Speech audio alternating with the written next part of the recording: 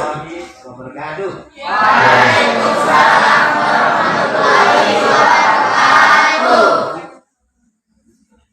Innal hamdalillah min shururi anfusina wa min sayyiati a'malina. May yahdihillahu fala mudilla lahu wa may yudlil fala hadiya lahu. La ilaha illallah wahdahu la syarika lah wa asyhadu anna Muhammadan abduhu wa rasuluh. La nabiyya ba'dah.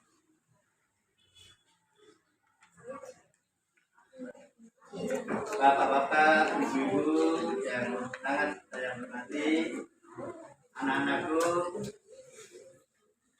semuanya yang sangat saya cintai. Mari kita senantiasa memanjatkan puji syukur kepada Allah Subhanahu atas limpahan taufik hidayah dan karunia yang Allah berikan pada kita, sehingga pada saat yang berbahagia ini kita masih diberi kesempatan untuk bertemu dalam rangka pengajian rutin atau biasa dinamakan tatapan rohani setiap hari Jumat.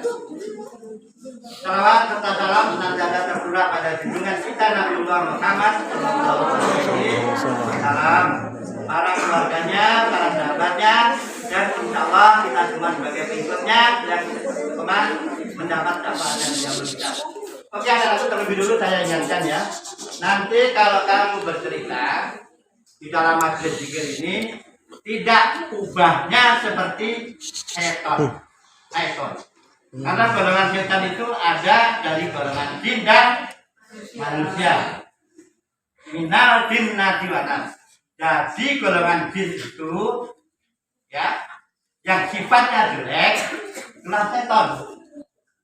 Begitu pula manusia, apalagi di dalam majelis zikir ini. Kalau kamu selalu berbicara, ya itu termasuk. Nah, itu setan yang sudah meresap dalam darah kita. Karena Nabi yang saya cintai, sekali lagi simak ya. Nanti di antara kamu akan saya tanyai ya, kalau cuma di sini kalau perlu. Makanya diperhatikan ini. Ya tidak? Oke ya, sepakat ya. Dengan tujuan apa? Sedikit yang kita dapatkan, insya Allah kita bisa memahami dan mengamalkannya. Anak-anakku yang saya cintai, seperti Pak Guru bicara di sini bukan berarti Pak Guru yang pintar, bukan. Semua pun masih dalam belajar. Cuma kewajiban kita hendaknya saling mengingatkan. Ini. Anak-anakku yang saya cintai, coba saya bertanya ya pada kamu semua. Tentu, mohon maaf ya Ibu Bapak, karena ini fokusnya ke anak-anak ya. Anak-anakku yang saya cintai, semua khususnya yang ada di ruangan ini tentu ingin berhasil. Ya tidak? Berhasil baik kehidupan di dunia maupun kehidupan di akhirat. Satu di situ. Ingin sukses hidup di dunia maupun di akhirat. Maka dalam hal ini kita perlu ingat kembali, Allah Subhanahu wa Ta'ala telah menciptakan manusia itu untuk apa? Wa ma khalaqtul jin wal insa illa liya'budun. Menciptakan jin dan manusia ya, kecuali hanya untuk beribadah kepada Allah. Itu pertama. Wa ma khalaqtul jin wal insa illa liya'budun. Anak-anakku yang cintai, kita sudah tahu visi dan misi kita diciptakan oleh Allah yang di muka bumi ini hanya untuk beribadah kepada Allah. Olehnya itu, ibadah itu ada dua, fardhu dan ghair fardhu. Di situ. Ya, ada dua. Olehnya, setiap kalau ghair fardhu yang tidak sesuai, yang tidak terurutan dengan rukunnya, maka itu upayakan di dalam setiap langkah kehidupan kita itu kita sandarkan kepada Allah Subhanahu wa Ta'ala. Contoh, sebelum kita pergi ke sekolah untuk menuntut ilmu ini, kita memulai dengan bacaan basmalah. Sandarkan diri kepada Allah Subhanahu wa Ta'ala. Kalau memang ibadah mata yang sudah ditentukan waktu dan rukunnya itu, ya tentu sudah pasti akan kita mau menjalankan ibadah sholat. Sudah pasti itu kita mengawali dengan bacaan dan salat. Itu. Artinya apa?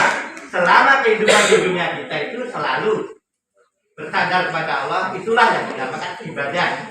Maka malah tujin walisan dalam ibadah betul. Nah, itu. Yang kedua anak-anakku, tadi setelah kita tahu bahwa konsep yang kedua ingin berhasil tadi, anak-anakku yang saya cintai, konsep supaya kita berhasil yang salah satu yang tanamkan di situ. Yang pertama harus jujur atau sidik. Apa anakku? Sidik.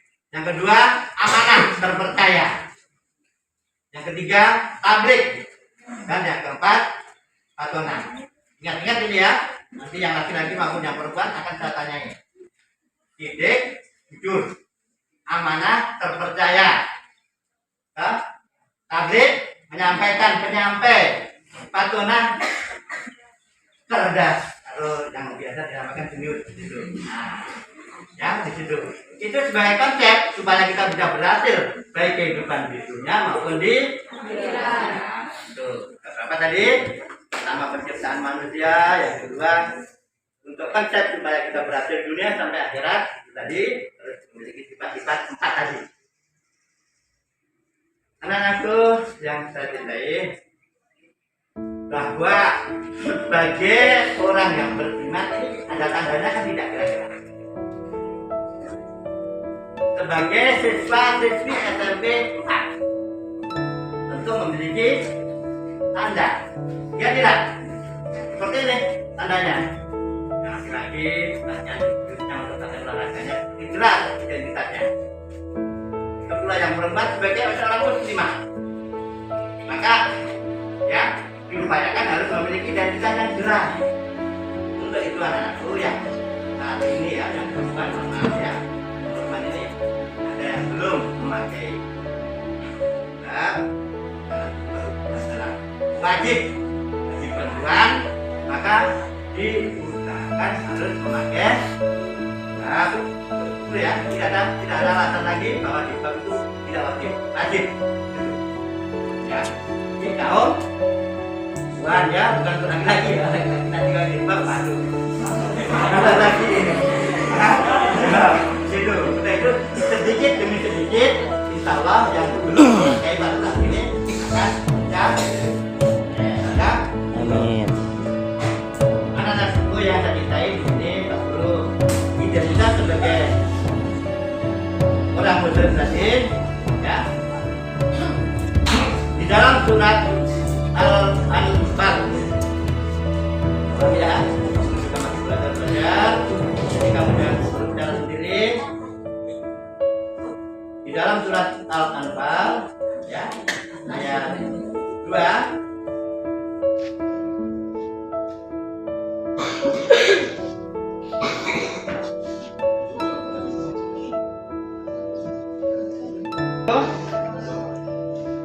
surat Al-Anfal ayat kedua ya, ini saya bacakan. A'udzubillahi minasyaitonirrajim. Innamal mu'minuna allazi idza dzukirat wajilat qulubuhum wa tuliyat alaihim. Saya ulang. Innamal mu'minuna allazi idza dzukirallaha wajilat qulubuhum wa idza tuliyat alaihim. Sholat juga kayaknya amin harus saja, itu perlu dipertanyakan. Caranya bagaimana? Perbanyaklah zikir ya, zikir kepada Allah, ingat kepada Allah, dan kalau banyak-banyak insya Allah hidayah itu akan masuk. Karena tanpa hidayah kita pun tidak bisa berbuat apa-apa. Anak-anakku, saya akan menyampaikan tentang satu kisah dengan tadi supaya manusia itu bisa berhasil di akhirat. Yang pertama adalah tentang kejujuran. Di zamannya Nabi Musa alaihissalam. Nah, dengarlah, Nabi Musa alaihissalam itu umurnya kurang lebih 100 tahun. Kalau Nabi kita Muhammad sallallahu alaihi wasallam umurnya 100 ya. bangunan. Ya, jadi bedanya sangat jauh sekali. Di dalam zaman Nabi Musa ini ada suatu kisah. Coba diperhatikan baik-baik nanti supaya Pak Guru tanya kita kamu jawab. Kisahnya begini. Di zamannya Nabi Musa ada seorang yang saleh, keluarga yang taat kepada Allah, tapi miskin. Ada juga saudagar yang kaya raya, ya. Tapi di dalam menjalankan bisnisnya ini, ya, salah satunya adalah sebagai rentenir. Itu. Oleh ya, kemudian untuk pedagang itu yang bernama Sam'un. Apa namanya? Sam'un yang kaya raya. Dia punya sepupu yang miskin tadi, ya, itu namanya Uhairah. Itu, ya, Uhairah itu namanya. Jadi Sam'un ini kaya raya, kemudian Uhairah ini sebagai sepupunya. Kemudian Uhairah ini nanti akan mendapat warisan dari Sam'un, ya, mendapat warisan dari Sam'un. Tapi ditunggu-tunggu Sam'un ini tidak mati-mati, tidak meninggal. Nah itu. Akhirnya dengan inisiatif hati yang jelek membunuhlah Uhairah itu. Sepupunya itu membunuh daripada Sam'un ini. Dibunuhlah Sam'un. Ya. Kemudian kalau dibunuh mati kan tidak? Mati. Tetapi tidak diketahui oleh masyarakat sekeliling. Akhirnya jasadnya, mayatnya ditaruh di perbatasan antara dua kota. Padahal kotanya atau saudagar kaya ini di dalam kota, tapi setelah dibunuh, ya, mayatnya ditaruh di perbatasan.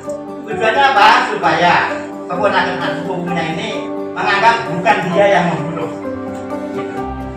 dengan harapan nanti dapat warisannya dia. Sementara seperti itu, kemudian di zamannya Nabi apa tadi? Nabi? Nah, ini ada orang yang saleh. Ada 3, bapak, mama, dan anaknya 1. Itu namanya anak masih kecil. Harta yang dimilikinya, ingat-ingat ini anak ya, harta yang dimilikinya adalah sapi, ya, sapi. Kemudian kebetulan sapi itu sudah mempunyai anak sapi juga. Kemudian dalam perjalanannya, ya, ingat-ingat, di dalam perjalanannya bapaknya ini berpesan kepada ibunya, Bu, Bumi, nanti kalau anak itu sudah besar, sapi yang kecil, anak sapi ini akan dititipkan di hutan.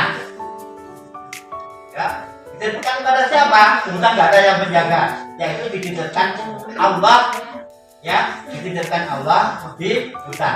Agar nanti anaknya ini kalau sudah dewasa akan bisa mengambil sapi yang dimiliki bapaknya tadi. Tidak lama kemudian, ya, bahwa bapaknya itu meninggal. Ya, sehingga tinggal apa? Anak itu sudah menjadi anak yatim kan? Tinggal apa? Tinggal mamanya atau ibunya dengan anaknya. Tetapi ikatan anak itu bahwa anak ini anak yang soleh, yang taat kepada ibunya, orang tuanya, pada bapaknya. Kemudian anak ini selalu mencari rezeki, mencari kayu bakar. Mencari apa? Kayu bakar. Di mana kamu mencari kayu bakar? Di hutan. Perhatikan ini ya, perhatikan ini. Karena anak ini adalah anak yang soleh, setiap penghasilan yang didapat itu dibagi 3. Setiap penghasilan yang dapat dibagi 3. Contoh kalau misalkan dapat 30.000, dibagi 3. Berarti untuk kebutuhan dia sendiri 10.000, untuk kebutuhan ibunya 10.000, dan untuk kebutuhan yang disodakokan 10.000. Itu kalau mendapat 30.000. Kalau mendapat 300.000 yang itu selalu dibagi menjadi 3. Yang sepertiga untuk ibunya, yang sepertiga untuk kebutuhan dia sendiri, yang sepertiga untuk disodakokan. Seiring waktu anak ini sudah menjadi anak besar, jadi dewasa. Ibunya panggil, ini ingat-ingat ini ya, nak, bapakmu dulu memiliki harta, yaitu sapi betina yang dilepas di hutan. Tidak ada orang yang bisa memanggil sapi itu kecuali kamu. Kemudian anak itu disuruh mengambil sapi di hutan. Dengan izin Allah, coba diperhatikan di sini. Dengan izin Allah, sapi itu dipanggilnya dengan nama ya Tuhannya Nabi siapa tadi? Musa dan siapa? Itu ya, dipanggilnya dengan Nabi. Beri pesan, nah sapi ini kami jual pasar dengan harga 3 dinar. Perhatikan berapa harganya? 3 dinar. Kalau 3 dinar mungkin kurnya sekarang kurang lebih ada 12 ya, 12 juta. Kemudian dibawalah sapi ini ke pasar. Ternyata Allah Subhanahu wa taala menguji anak ini dengan menyuruh malaikat untuk berubah ya, menawar sapi itu. Ini. Ingat dulu tadi disuruh ibunya berapa dinar? 3 dinar. Pembeli yang dari malaikat itu yang menyamar sebagai manusia itu menawarnya 6 dinar. Nah, sapi itu saya beli 6 dinar. Kira-kira untung kan tidak kalau anak ini kira-kira? Tetapi karena anak ini anak yang saleh, yang taat kepada ibunya, anak ini tidak mau untuk menerima uang 6 dinar.